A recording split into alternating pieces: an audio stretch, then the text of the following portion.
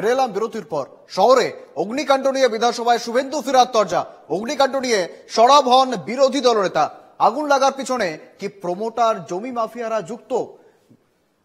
গজা পেরায় 100 কোটি টাকা খরচ না করে আগুনের জন্য বরাদ্দ করুন।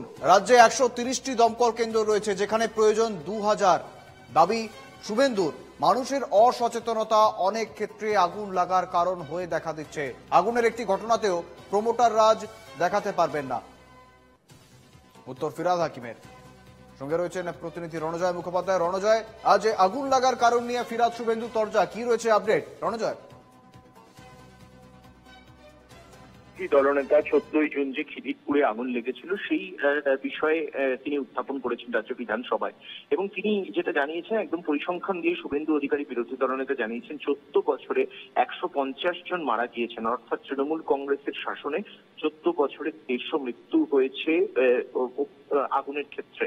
এবং এই সারা রাজ্যে যে দমকলের কেন্দ্র, সেই দমকল কেন্দ্র বা ইঞ্জিনের সংখ্যা অনেক অনেক বেশি বাড়াতে হবে, কিন্তু রাজ্য সরকার সেভাবে বরাদ্দ রাখছে না এই অগ্নি নির্বাপনের জন্য। দমকল কেন্দ্র রয়েছে 130টি, সেখানে 350 ইঞ্জিন রয়েছে।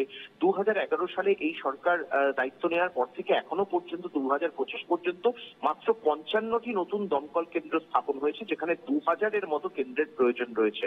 এবং কলকাতায় সেখানে মাত্র 18টি কেন্দ্র রয়েছে।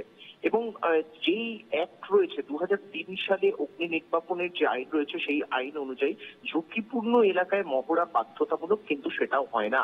এভাবেই কিন্তু শুভেন্দু অধিকারী রাজ্য সরকার বা ফায়ার সার্ভিস ডিপার্টমেন্টকে তিনি এই জায়গা থেকেই কিন্তু টার্গেট করেছেন। এবং সেখানে তিনি বলেছেন যে সমস্ত জায়গাগুলো অত্যন্ত গুরুত্বপূর্ণ ভাবে শুভেন্দু অধিকারীর এই অভিযোগ, যে সমস্ত জায়গাগুলোয় আগুন লেগেছে কলকাতা বা রাজ্যের, সেই সমস্ত জায়গাগুলোর পেছনে প্রমোটারের হাত রয়েছে কিনা, জমি মাফিয়া চক্রের হাত রয়েছে কিনা, সেই বিষয়গুলো কিন্তু ভেবে দেখতে হবে। এর প্রত্যুত্তরে ফিরাদ হাকিম তিনি জানিয়েছেন যে কলকাতা সহ রাজ্যে যেখানে যেখানে আগুন লেগেছে সেখানে প্রয়োজনে সরকার বিব্রত হয়, সরকার সমস্যায় পড়ে, কেননা সরকারকে উপযুক্তভাবে রিহ্যাবিলিটেট করতে হয় সেখানকার মানুষজনকে। কিন্তু একটি ঘটনাও, কলকাতা বা রাজ্যের একটি ঘটনাও এর পেছনে যে প্রমোটার চক্র রয়েছে বা জমি মাফিয়া রয়েছে সেটা দেখাতে পারবেন না। এবং কমিটি তৈরি করে দিয়েছেন মুখ্যমন্ত্রী মমতা বন্দ্যোপাধ্যায়। শুভেন্দু অধিকারীর যে জমি মাফিয়াদের অভিযোগ তা একেবারে নস্যাৎ করেছেন ফিরাদ হাকিম। ধন্যবাদ। আমাদের সঙ্গে ছিলেন প্রতিনিধি রণজয় মুখোপাধ্যায়।